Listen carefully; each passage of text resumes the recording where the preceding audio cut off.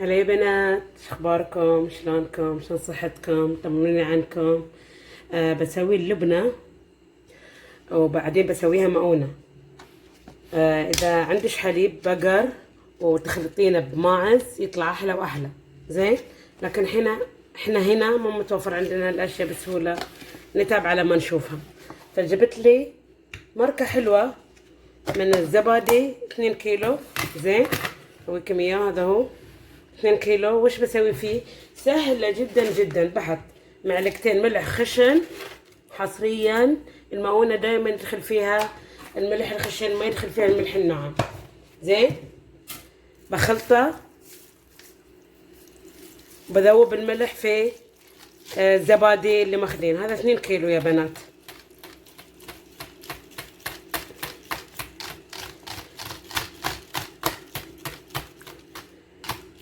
يمكن بذوقه وبشوف. لازم اللي اسوي فيه الاشياء اللي اسوي فيها تكون ناشفه. نحتاج حتى اللي نخلط فيه، حتى المعلقه، حتى المضرب اللي نخلط فيه. الشاشه تكون معقمه مغسوله مسلوق، محطتنا في ماي حار وغليتنها ونشرتنها تنشف بروحها كذا. زين. والمعالق اللي بنستخدمها تكون ناشفه ما محركه، يعني على قد ما نقدر ما نحرك بيدنا اي حاجه.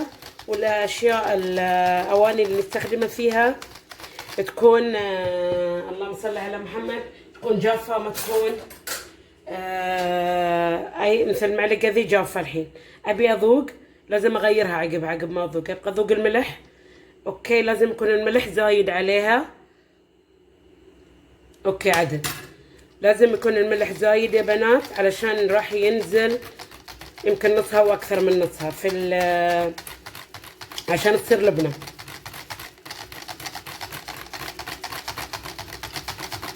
زين. ضربنا تمام. نجيب الحين شاش مغسول ومعقم ومحطوط فيه ميه مقليه وقليتنها، يعني منظفتنها بغليان من الماء. زين يا بنات. وش بسوي؟ بحط الزبادي فيه كله.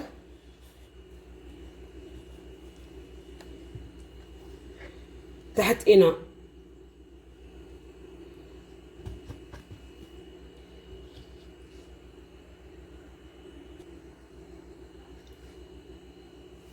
بنزل كل الزبادي اللي بقى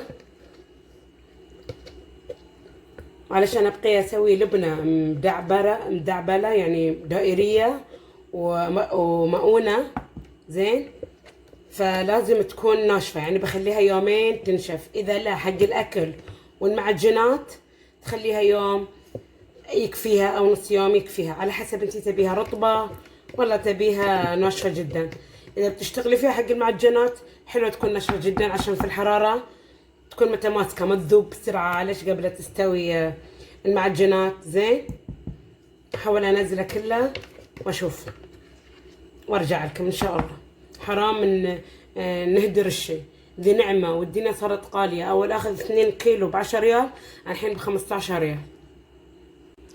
نزلت الزبادي اللي حطينا فيه ملح خشن وبربطها في الشاشه وبخليها تنزل كل مية الزبادي. زين. بربطها عدل بحكام عشان ما تدخل لها اي ريحه. زين، او اي حشره. واذا ربطتها بحطها في اصفيها. طبعا في ناس يعلقونها كذا عقب ما يربطونها. زين يا بنات، مثل كذا علقونها مثل كذا وخلوها تصب. شوف الماي اللي صبته. زين. ونصفيها اخليها يوم كامل او يوم ونص. انا ابقيها ناشفه جدا لاني بسويها مع مؤونه سنويه، يعني فهمتوا كيف؟ انا بسويها حق رمضان. احنا تونا اخذنا اسبوع بس من شعبان. ايه تلخبطت لانه كانت لك مره شغاله واصور وهي كانت مطفيه فارتبكت شوي يعني تعبي راح خساره ونساء عدت انهم تربطينها عدل بينزلش ماي كثير منها. احنا نبقي طبعا هذه معقمه ومغسوله في الماء عيد وزيد، وبعد ما تخلصين منها تغسليها وتحطيها في ماء مقلي. زين. تحطينها هنا انا سويتها مره على السناب ونزلتها في القناه. زين، وتحطي عليها ثقل، فلنفترض هذا ثقل، نفترض نحط عليها ثقل. زين، وفي الثلاجه لحد يوم او يومين. تحطي ثقل اوكي حلو، يعني ثقيل مره، وتنزلين كل السوائل اللي فيها. بعدين نرويكم وش نسوي. هلا يا بنات، اخباركم؟ شو مسويين؟ شو صحتكم؟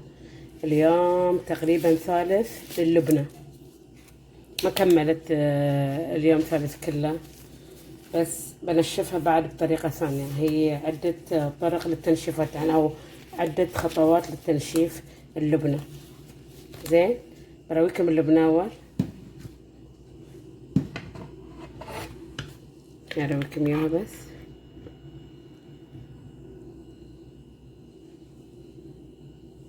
زين، كنا حاطين عليه هذا اذا تذكرون، شلناه، شيله. زين،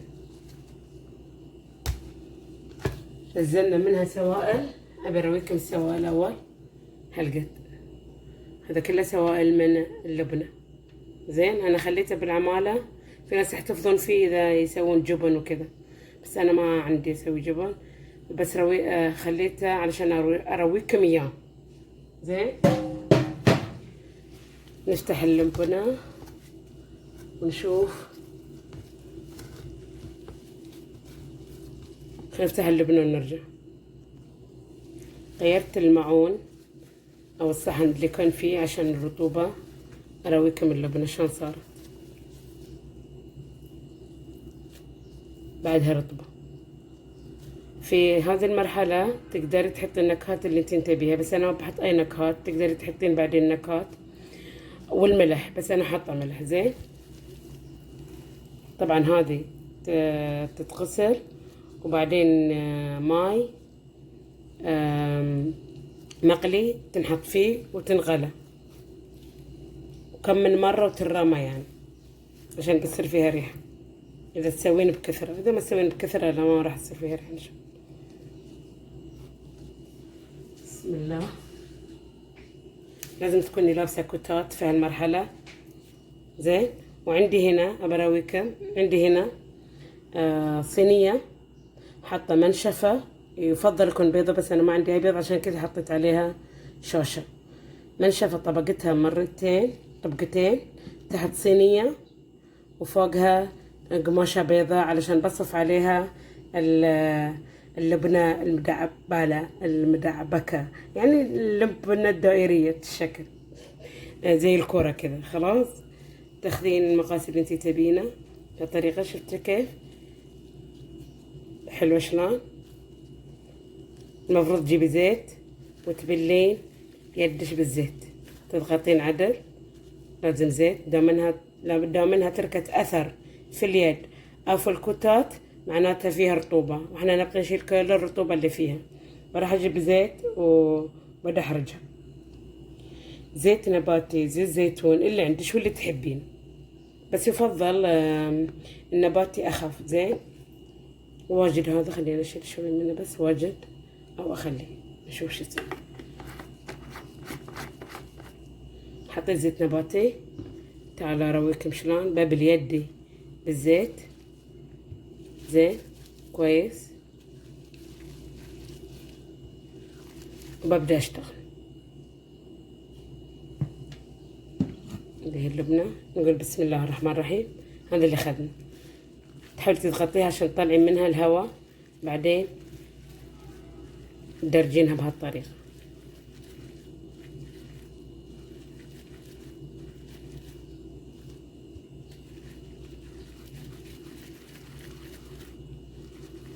ضغط شوي.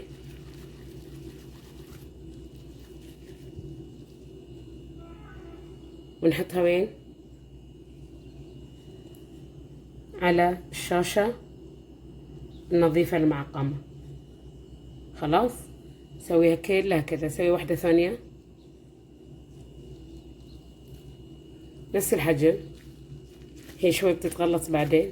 اول نضغطها بهالطريقة،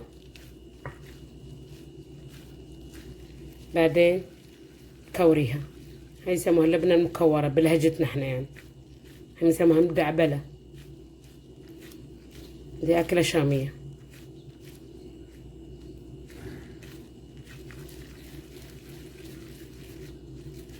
حلو حق السحور، حلو حق الترويقة، تريقين فيها زين. طبعا كل شوي نغير، المفروض أدعكها لأن في تحت ناشف أكثر من فوق. خليني أدعكها شوي. وإذا في هالمرحلة تحطين ملح إذا تبين ملحها زايد. أنا حطيت ملح وما بيها أزود عشانها مسويتنا حق سحور.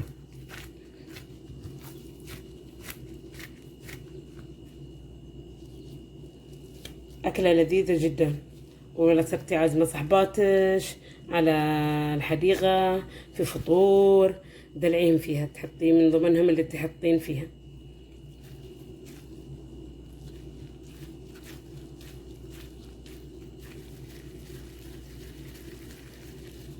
أنا بيها تنشف 100% علشان نقدر نكورها. خلاص أكملها وأرجع لكم إن شاء الله. كل فترة وفترة بالمعلقة شيلي الأشياء إذا لزقت فيش علشان تقدري تتحكمي بشكل الكرة تطلع جميلة عندك. أنا الزيت صار واجد علي، المفروض أقل من كذا زيت.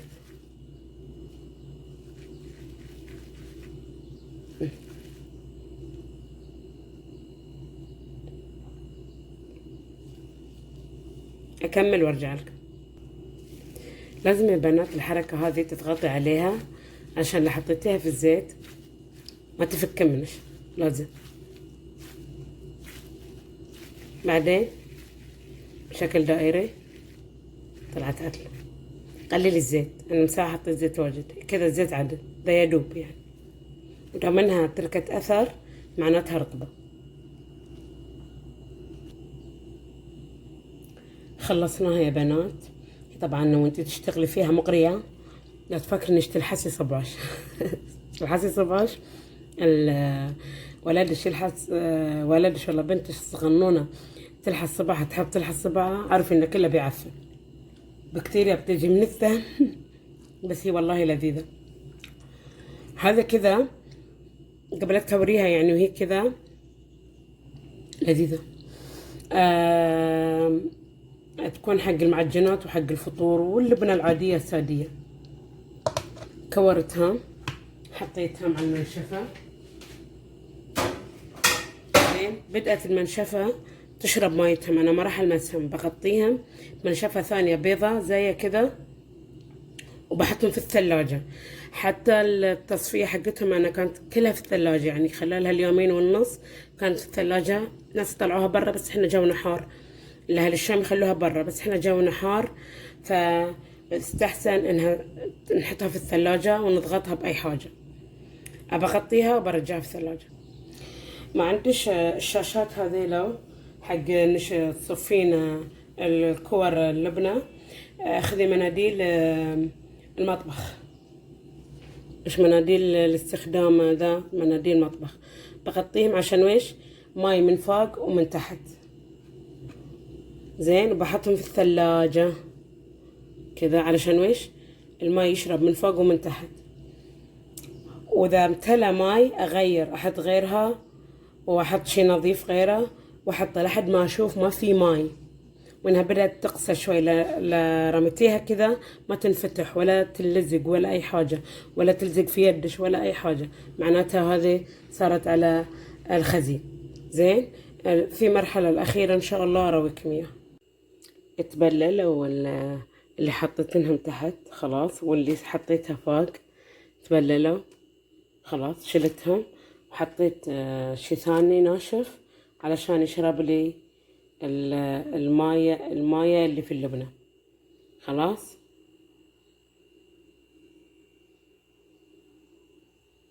بحطها في الثلاجة، بغطيها بحطها في الثلاجة، وبشوف بعدين بعد كم من ساعة بشوف الفوطة تلت ولا لا. إذا بتلت أغيرها. السلام عليكم يا بنات، صباح الخير، شو أخباركم؟ إن شاء الله طيبين بعد 3 أيام. يعني عقب ما كورتها ظلت أقل من 24 ساعة، أقول لي 24 ساعة. كل شوية أبدل الفوطة أو القماشة اللي حطيتها تحتها، أو المناديل المطبخ إذا تبي تحطين مناديل مطبخ. أقمت البطرمان استنى بس يبرد، واراويكم وش بسوي فيه. تحتفظين فيه مدة سنة برا الثلاجة. لذيذ جدا على الترويقة، الفطور، السحور. أحلى حتى من اللبنة نفسها. زين. هي حق تاكليها مع خبز، ما تحشي فيها ولا تسوي فيها أي شيء ثاني. دي تتاكل مع خبز على السحور، على الفطور، ترويقة صباح يعني، مع صحباتش، مع شلتش، مع زوجش في جو رومانسي، مع عيالش قبل لا يروحوا المدارس والجامعات بيدعولش. يلا خلينا نشوف وش نسوي. أنا استنى بطرمان القزاز يهدى من الحرارة، يعني يبرد تمام، بعدين أشتغل فيه. قمرتها بالزيت، يعني مليتها بالزيت بس ما مليتها فل، علشان بعد ساعة أو ساعتين أشيك عليه أشوفه إذا ارتفع منسوب الزيت وغطى الوش خلاص. إذا لا ما تبقي زيت نقص أو تبي زيت، لأن احنا ما مقطية في يبين، خوفا من الزيت يفيض علي. فاملي وبعد ساعة أو ساعتين وسكر عليه وحطه في خزين، في دولاب الخزين، يظل حتى سنة عندش إذا معمول بطريقة صح، ما يعفن ولا تفك. اللهم صل على محمد. أنا مسويتنها للسحور، إن شاء الله ينعاد عليكم الصحة وخير وسلامة بإذن الله. ولا تنسون اللايك والاشتراك والشير ونشر القناة. وحيا الله متابعين الجدد، نورتوا الدنيا وكملتوا العيلة مع متابعيني الأوليين، مش قدام ذي الأوليين. فحياكم الله جميعا، الأوليين والجدد. سعدكم بركة، القناة تكبر بكم بوجودكم. حياكم الله.